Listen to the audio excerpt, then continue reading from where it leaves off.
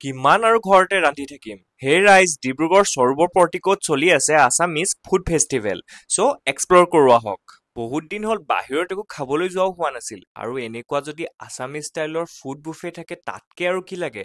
কিন্তু ৰ'ব প্ৰথমে চাটৰ কাউণ্টাৰটো দেখি তালেহে দৌৰ মাৰিলোঁ। পুচকা কাৰ ফেভৰেট বাৰু কমেণ্ট কৰি জনাব কিন্তু। এতিয়া আহিলে ষ্টাৰ্টাৰ পাৰ্ট।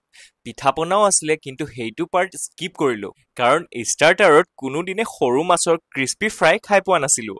তাতে সৰু মাছ হৈছে মোৰ পাৰ্চনেল ফেভৰেট আৰু লগতে পাতত দিয়া চিকেন চিচি নে কি বুলি কয় চিলি পনীৰো দুপিচমান উঠাই ললোঁ। ষ্টাৰ্টাৰ খাই পেট ভৰিয়ে গ'ল।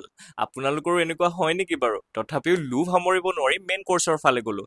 তাতে আকৌ মেইন কৰ্চত নুডলছ মঞ্চুৰিয়ানো আছিলে কিন্তু চিধাই ভাতৰ ফালেহে গ'লোঁ কাৰণ মই যে ভতুৱা, লগতে অমিতা দিয়া দাইল, ঢেকীয়া ভাজি, লাই শাকৰ ভাজি, বেঙেনা ফ্ৰাই, বিভিন্ন ধৰণৰ আচাৰ, পনীৰ, ফিছ কাৰী, বইল চিকেনেৰে প্লেটখন ভৰাই ললোঁ। এতিয়া আৰু খোৱাৰহে কথা। অনেষ্টলি একদম কিন্তু হোমলি ফিলিং আহিছিলে।